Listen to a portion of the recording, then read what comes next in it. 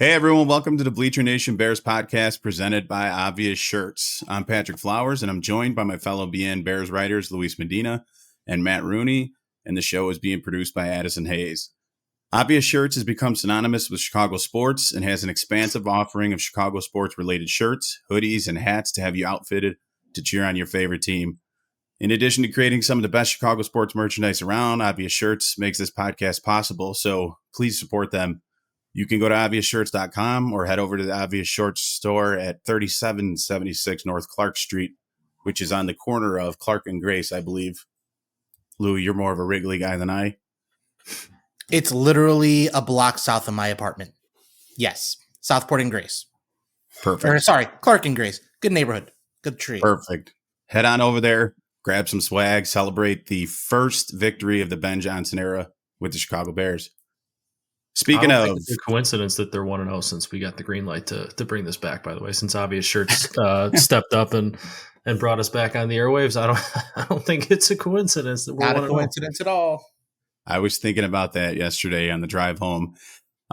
Speaking of that, the Bears notched their first win of the season on Sunday, 31-14 over the Dallas Cowboys at Soldier Field. Caleb Williams, big day for the second-year quarterback, 19-28 for 298, 4 touchdowns, no interceptions, and a 142.6 passer rating. Caleb got everybody involved, throwing touchdowns to 4 different receivers, and most surprising of all, the Bears defense looked semi-competent, allowing only 14 points and notching 4 takeaways. Gentlemen, how are we feeling on the first Victory Monday of the season? It's the best I've felt in a while. It was as complete of a game as the Bears have given us. Like you said, the offense, stellar. Caleb Williams had his best day ever. The 142.6 passer rating is his best that he's ever had as a pro. The 86.6 QBR from ESPN was the second best of week 3 behind Daniel Jones. If you would believe me or not, that's what the number is. The defense was stellar. They only allow 1 touchdown and a couple field goals. And that defense, though, I was worried there in the first half.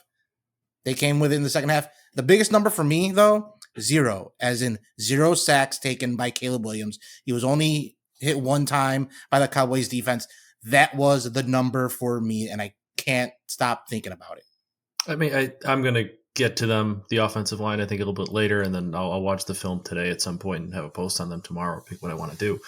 But the thing with Caleb is best performance probably as a pro, but I think we'd all agree, like, there were some throws there early on, especially that he kind of missed. There was the out route to Rome. There was one over the middle that I think it might have been to Loveland as well early that he kind of overthrew. Like, There's still some stuff for him to build on and clean up. And it is important that we remember that while, week 1 was against a really, really good defense in the Vikings and he struggles, this was against maybe the worst defense in the NFL, especially given how banged up they are too. But Caleb did what a really good quarterback should do against a really bad defense, and he absolutely carved them up. He was accurate, like Patrick said. He was getting everybody involved, which was really nice to see. It's not like he was just locked in on Rome like he was a little bit in the Lions game. If you look at the targets, you look at the receptions, really evenly spread out. So he did everything the right way. Sure, he wants a couple throws back, but for the most part, unbelievable performance. And we're starting to see the reason why he was taken number 1. We saw him as generational. So you're saying saw him as generational, I guess. So you're saying trading Micah Parsons for the corpse of Kenny Clark and a couple first round picks not working out for the Cowboys, huh? No, I don't think that one's going to end up working out for him. Didn't work out for the Packers this week either, losing to the Browns 13-10. That's a real shame. You hate to see it. So, Matt, you said you use the term really good quarterback. That's what really good quarterbacks do against bad defenses. Are we at the point where we can begin to call Caleb Williams a really good quarterback versus a promising prospect? He's got really good talent, and I think we see flashes of that. I know the Vikings game wasn't good, but I've been, pounding the desk here saying the Lions game was actually a good performance until it was. The game got out of hand, and then the Lions just started teeing off on him defensively. There's not really much you can do from that. The game was out of hand. I don't know what people wanted him to do. But But yesterday was a really good performance. I think we've seen enough from him to know that at his best, he is a very, very good quarterback. I'm not going to say the word great. I'm not going to say the word elite because there's still a long, long way to go for him to get there. But we're starting to see, and pretty quickly here, it's 3 weeks into the year. It hasn't even taken half the year for him to start stacking a couple performances under Ben Johnson together. And I think what's important to remember, I was in actually a very civil conversation on Twitter after I tweeted something about Caleb's those exist. deep pass. I know there was one. I sorry, I can't remember who it was. But I got a little flack for saying, Caleb was accurate on the deep ball. We went back and forth. And I was essentially saying, like, Caleb's learning how to play quarterback an entirely different way than he's ever played it in his life. I mean, at USC, at Oklahoma in high school, he was an improviser. He was a scrambler, play extender with a huge arm and really accurate down the field. But, like, he's never been asked to play in rhythm. And now he's asking to do it, play in rhythm, play on time in the best football league in the world against NFL defenses. And the fact that he's picking it up this quickly, like, it's weak. And again, the Cowboys are a terrible defense. There is no ifs, ands, or buts about that. But the fact that it's week 3 and he did that to an NFL defense, learning to play quarterback in an entirely different way, really impressive. Yeah, I agree. I mean, I've got some numbers here that lean into that and probably lean into the idea that if he's not elite yet, he's trending toward being elite. On the season, again, 3 games, 63.4% completion rate, which is 4th among all quarterbacks with more than 90 attempts, 715 passing yards, which is 8th among all quarterbacks, 7 passing touchdowns, which is tied for 1st in the NFL, tied with Aaron Rodgers. Sorry for the reference, had to. And 1 interception, which is tied for 1st for any quarterback with more than 90 attempts. His 107.6 passer rating is 6th the best in the league. And he also has the longest touchdown completion this season as far as yards traveled in the air and averaging only 2 sacks per contest after the big 0 yesterday. That throw on what you're talking about, the air yards to Luther Burden, was given how bad the pitchback was from DeAndre Swift. And I'm sure we'll talk about him in a little bit, but, like, given how bad that pitchback was and, like, there was pressure in his face, to just stay in the pocket, stay cool, and just let it rip. Like, I truly believe last year there's a pretty decent chance that, like, he just kind of tucks it and runs and tries to roll out and take something instead of just trusting it, throwing it deep way down there. Like, the trust he's starting to have, the comfortability, if that's even a word, that he now has in the pocket. It's just, again, still a long way to go. He's not anywhere near where he needs to be yet if he wants to take that step and be an elite quarterback, the one the Bears drafted him to be. But, like, the signs of progress in just 3 weeks are so encouraging, and I'm not sure how anybody can see it any other way. People will try. People will try, but, like, it's actually nice to see, like, nationally too. I know he's been a punching bag, and taking shots at Caleb Williams has been everybody's go-to move up until now. But, like, last week started to see a couple things leak out about, hey, he's not actually that bad. I think Diana Rossini had an article on The Athletic before the game yesterday.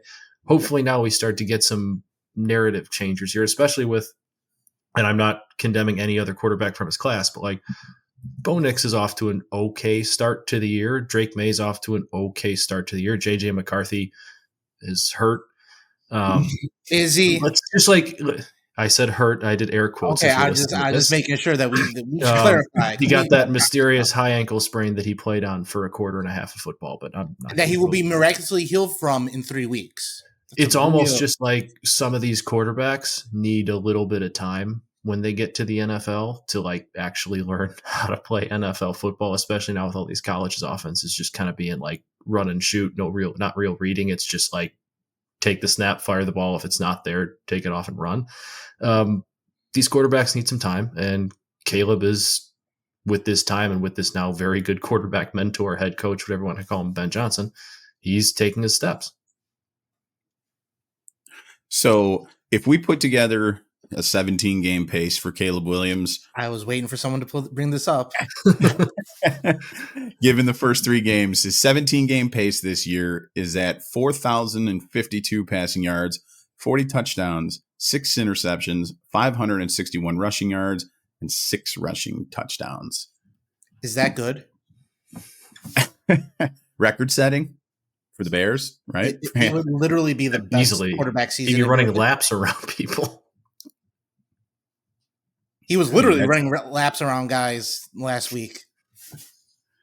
Yeah, Matt, that was a great point with that throw. I mean, with the comfortability of it, the flea flicker thing, he probably, he's getting more comfortable internally. I mean, 62 yards in the air, and the throw was absolutely perfect. It wasn't even my favorite throw of the day. That's how good he was yesterday. I think that's my favorite throw he's ever made. Yeah, I gotta go. From the I know what you're saying. Probably flat-footed after the bad pitch. How about the retreat throw in the fourth quarter? The retreat throw to O'Dunes with pressure in his face. Yeah, I was told the deep throw over with pressure in his face. Sorry, say that again. I said I was told Caleb Williams can't throw with pressure. In his face. No, yeah, no, can't throw with pressure in his face. Can't throw deep, and yet the deep over to Luther Burden. That was nice. Beautiful ball. It was really nice. I know a lot of times I feel like coaches try and overcorrect when they take some flack for, not getting certain players involved. And I do think Ben Johnson made it a point early to try and get Loveland and Burden involved.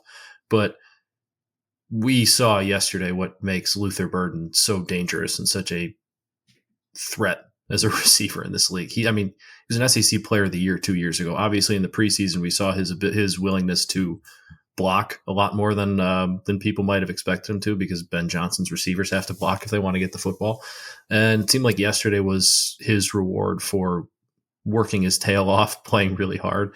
That guy's he seemed like he was always open. He's explosive with the ball in space. He's taking the end around and creating that way. Obviously, he's deep on the flea flicker for the touchdown.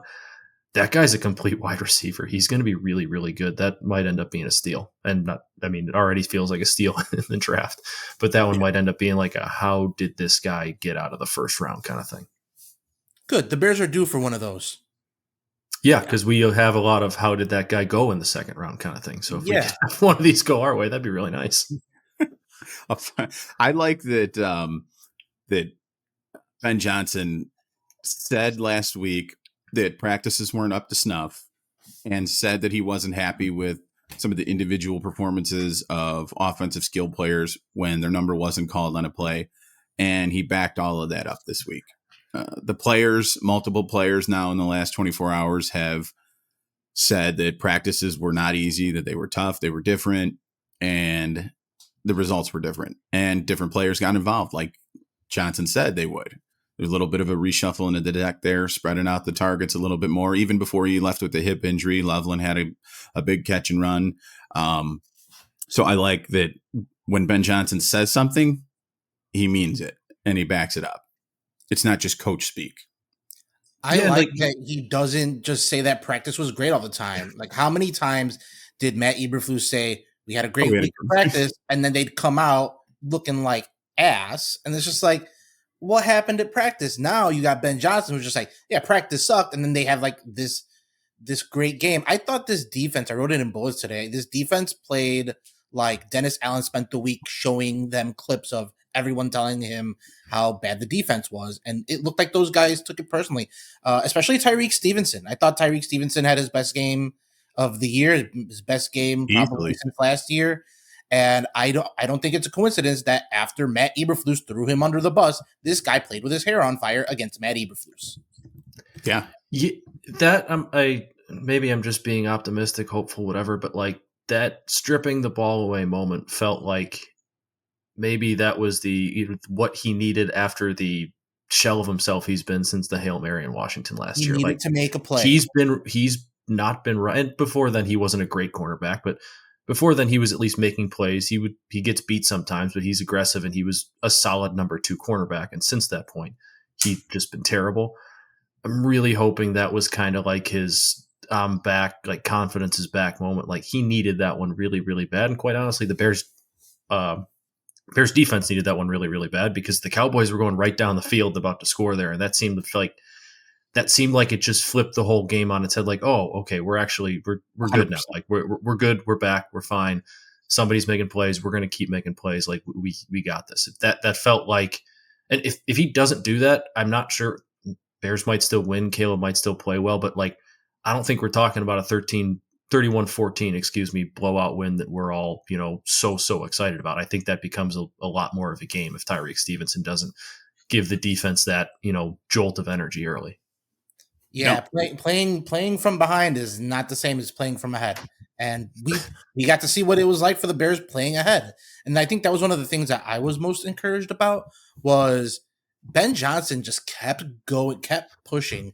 We saw so many times when the Bears would get a lead, and we saw it a little bit in week 1 where they would rest on their laurels, and Ben Johnson is gonna hopefully coach that out of them. And we saw that this week. Like, they just kept pressuring, they kept coming, and like, this is what a professional football team should look like, especially like the Cowboys.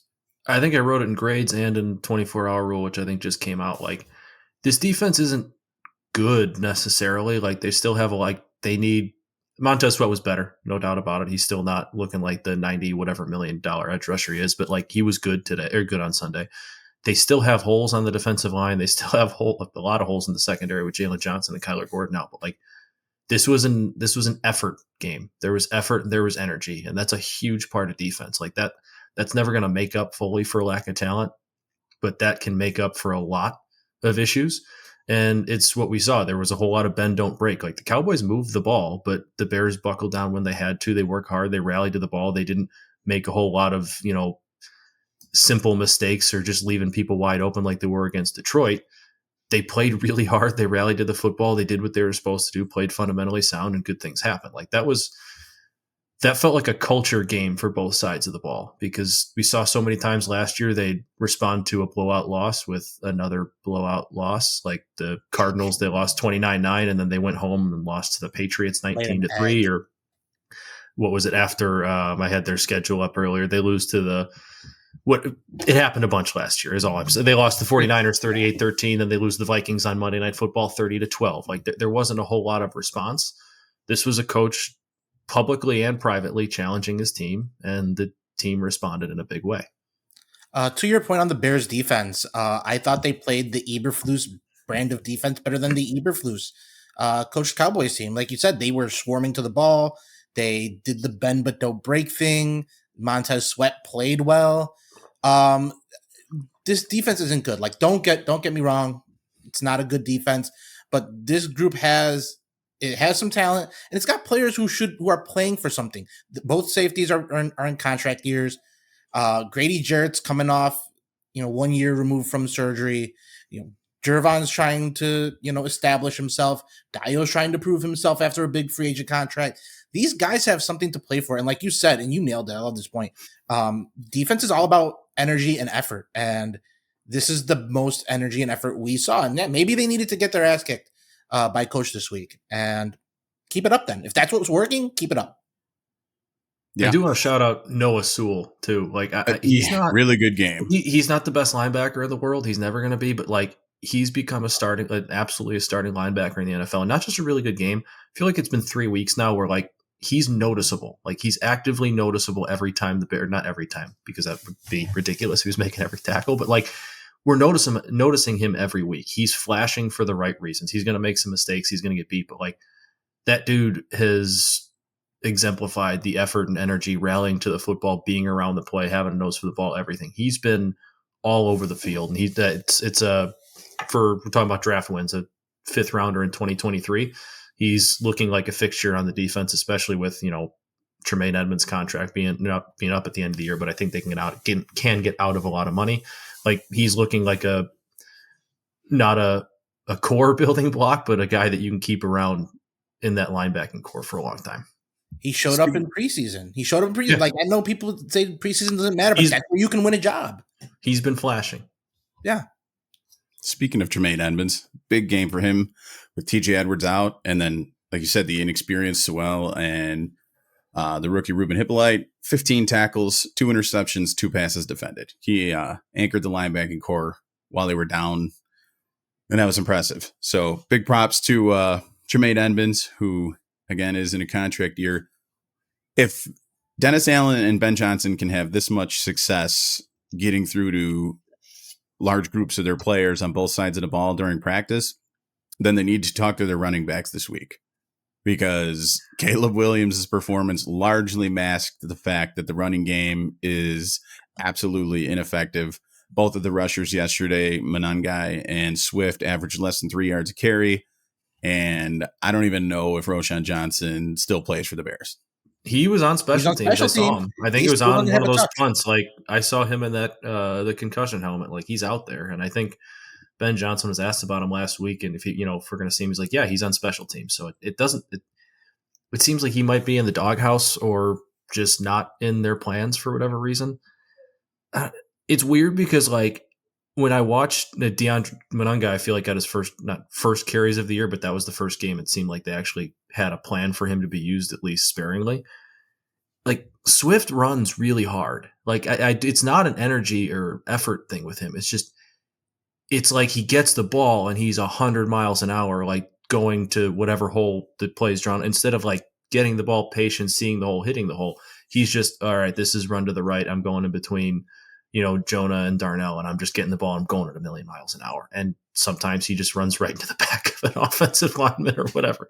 Like when he has the ball in space, he's electric. He's not a 1A. He's a second running back that's get the ball in space, scat kind of back. And they, because of the roster deficiencies, are being forced to use him as a true number one in between the tackles guy. And that's not him. I'd like to see Kyle Monangai get some more touches, but of course he had that one touch and he went the wrong way. Can't have that. Yeah. It was funny. Effort and energy there. They're trying really hard. They're trying really hard. They're just not really good right now. It's going to be that's all I could think about Monangai from yesterday was, and I know it's not like the first time we've ever seen that before, but he's had such a limited sample size, and I really do want to see him have an increased role. Because at this point, we already know what DeAndre Swift is, and it's not, like you said, Matt, it's not a 1 or a 1A. He's a complimentary back who can do certain things really well, but not really much else. And so running back's going to be a position of need to address in the offseason. I would love to know for certain one way or another what we have in Kyle Monangai before the year comes to a close. So I guess I'm just being a little over itchy right now as early as we are in the season, but I just want to see him get a fair shake, which, and I've said for years, and even dating back to the last, iteration of this podcast, is something I don't think Roschon Johnson ever has gotten here in Chicago. No. And I wonder if it's a practice thing, because clearly, whatever was said about Luther Burden gets more touches, more targets. He even got a carry. Yep. Like 3 receivers got carries yesterday. Roschon Johnson hasn't gotten a carry all year. That feels telling.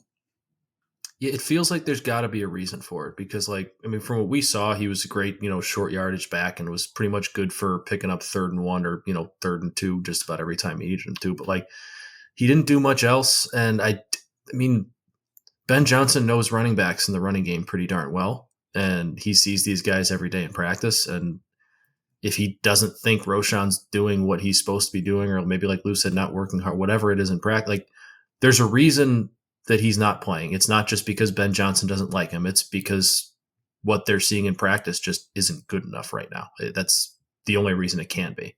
Well, he also was hurt for most of the summer. I don't think he played in the preseason, I think it was a foot injury during training camp. Those are going to take some time, especially for a guy with his injury history. You probably want to be careful bringing him back. We saw Shamar Turner out there. Hopefully we'll see the same kind of thing happen with Roschon. Shamar Turner was healthy scratched, and he had been dealing with a preseason injury, got in some snaps yesterday. Maybe this happens with Roschon. I don't want to give up on him, but it feels kind of tenuous right now. Yeah, agreed.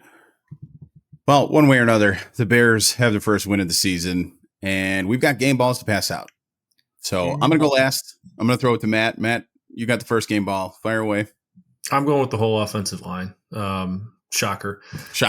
They kept Caleb Williams upright, and also credit to Caleb Williams for keeping himself upright because, as everybody has talked about, last year his issues were running into sacks or taking sacks he shouldn't be.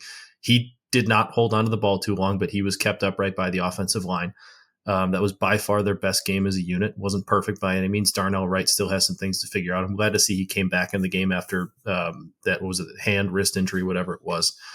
But the pre-snap penalties were a non-factor in this one, which I know that's a low bar to clear. Like, we should get rid of those. They shouldn't have as many as they did week 1 and week 2, but did a good job of nipping those in the bud. And then on that last 19-play drive, the Bears ran the ball, I think it was like 11 consecutive times, and they have a running game, at least in the backfield, that's not really seeing the field right now. They grinded. Dallas knew what they were doing, and they still couldn't stop them because that offensive line was just rolling at the time. So I thought it was – everybody would think it's their best game of the year. It was by far their best game of the year. Again, I was going to say Detroit. Dallas's front seven, not the greatest unit we've seen. I love Jack Sanborn, but if he's starting on your team in the NFL, you're probably not a great linebacking core. And Kenny Clark left early, but that offensive line did exactly what they had to do. They kept Caleb upright. They were able to run the football. Game ball. Big boys up front. Lou? My game ball goes to Matt Eberflus. I'd like to hold on. Hear me out. I'd like to present this quote from Dallas Cowboys head coach Brian Schottenheimer from pregame early in the week. I think the best thing in the world I goofed the quote. I think the best thing in the world would be for us to play well, win this game, and give Matt Eberflus the game ball after we play well and beat Chicago. Those are words from their head coach. This is how the Matt Eberflus defense responded. Gave up 31 points, allowed the Bears to go 9 of 15 on 3rd and 4th down, forced no turnovers, got no sacks, collected 1 quarterback hit, allowed Caleb Williams to post a 142.6 passer rating and 4 touchdowns. Matt Eberflus, game ball. This is the most you've done to help the Bears win since 2022. God bless. Good luck. I'm sorry to my friends who are Cowboys fans. I'm sorry. Thoughts and prayers.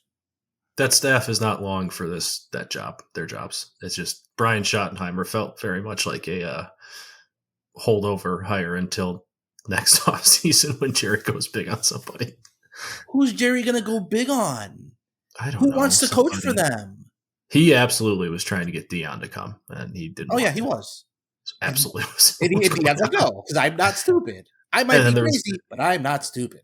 Too much time took place. He's like, well, I guess I just got to promote Brian. That's really what it was. That's a really good pull, Matt.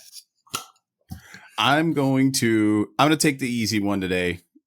And someone has to. Williams. Somebody's got to take the layup here and give it to Caleb Williams because it was too good of a performance not to. I mean, we've already went over the performance and where Williams stands through 3 weeks here in the NFL, and it's impressive as hell. And I don't care what anybody says about it. At this point, he's progressing as we needed him to progress to this point in the season, and I'm looking forward to seeing it continue. And hopefully, one day he's going to be up there on the Bears Mount Rushmore of quarterbacks. Speaking of Mount Rushmore, our friends at Obvious Shirts have a Bears-inspired Mount Rushmore shirt out, the Monsters in the Mountain, featuring George Halas, Walter Payton, Dick Butkus, and Mike Ditka, which is probably my favorite shirt of all of the ones they got up there right now. Not that that's an easy distinction to make. There's plenty of goodies. I was really close to buying that press shirt, but I held off, and I'm thankful I did. There's going to be some new ones coming up here this season. I know that Michael told us we're going to be able to come up with some designs of our own, provide some inspiration for some new Bear swag over at Obvious Shirts. If you were on the spot right now, had to create your Obvious shirt, Bear shirt, Matt, what's it going to say? Oh God, Caleb is good. Just Caleb is good. That's facts. Lou? In BJ we trust. Also true. Very good. Yeah. Coach. Caleb is the guy might be better than Caleb is good. We know Caleb is the guy. Caleb is good is very on brand. Yeah. Ripping off Caleb Williams, the catcher, Miguel Montero from the other one, the We Are Good. Like Caleb is good. Caleb is good. A remix on an oldie but a goodie for Obvious Shirts. Caleb Williams is your favorite quarterback's favorite quarterback? Yeah, I like it. CJ Stroud's favorite quarterback, I bet. Did you guys see the numbers of CJ Stroud and Caleb Williams since that little meeting of the minds they had after week 2? Yeah, he's 26 touchdowns to 15 interceptions. He's got only 3,800 yards. And Williams got 27-7. Yeah, it's like when Caleb would struggle last year and the offensive line was so bad, nobody wanted to make that a reason why. Every time I hear CJ Stroud is struggling, somebody goes, "Oh, their offensive line's bad." It's like, well, yeah, why is that an excuse for him? So they also traded their like starting left tackle for no reason on draft weekend. Like, this is true. I think I think we might have been talking about that in our Slack channel. I think it happened like before the draft. It's like, what are they doing? They have a young quarterback. They just traded Laramie Tunsil, who's not by any means like done. He's not a young tackle anymore, but he's not done. It was stupid. It was stupid football. Yeah. Well, from one AFC team to another, we're looking ahead at the Las Vegas Raiders, the Bears' Week 4 opponent next week. That'll be in Vegas at Allegiant Stadium. In your backyard. In my new backyard, yes. The Raiders open as 2-point favorites at Westgate, but they're 1-2 to open the season, and they just got beat pretty well by the Commanders, 41-24 on Sunday. Sans Jaden Daniels as well in that game. They're allowing 17.7, or they're scoring 17.7 points per game and allowing 24.7, yet still opening as the favorite. Gentlemen, how do we feel about that opening line and our overall chances against the Raiders next week? I'm always hesitant to bet on the Bears because I am so broken as a gambler. They have let me down so many times to the point where I can't justify touching them. With that being said, Ashton Genty hasn't looked great to this point. He is averaging 3.1 yards per carry, and I know the Bears rush defense take that right now. Great, but man, this is an opportunity for them to really make a statement. And that's gonna be a home game for the Bears. Like, let's be real. Like, Bears fans are traveling out there. I know I've told you guys this before that every weekend during football season in Vegas, doesn't matter where you're at. I like to be at Circa, no free ads, but it's just a nice place to be. The opposing team that's playing the Raiders dominates Vegas everywhere you go, like significantly. It's a spectacle. So, I mean, this is definitely going to be a home game for the Bears. I'm interested to see how they respond to this win. Isn't the right word, but like, it was a very nice win, no doubt about it. But like, they're still 1-2. They're still 2 weeks now removed from the defense being absolutely embarrassed, and really the whole team kind of being embarrassed, quitting in Detroit. Like, interested to see how Ben Johnson and Dennis Allen kind of keep these guys on the rails. I think it's going to be a whole lot of what I kind of was just saying. They're like, hey, nice win, but you beat the worst, you tore up the worst defense in football. Like, congratulations. We still got a lot of work to do. And for as poorly coached as Dallas might have been, Vegas might not be good, but like, Pete Carroll's a good football coach. He's a pro. He's going to have that team ready to play, especially coming off somewhat of an embarrassing loss. Like, that's not a very talented team, but they're going to be well coached, and they're not really going to beat themselves a ton. And they have Max Crosby up front. Dallas didn't have Max Crosby, so I'm interested to see how the Bears offensive line protects and blocks one of the, if not the best edge rushers in all of football.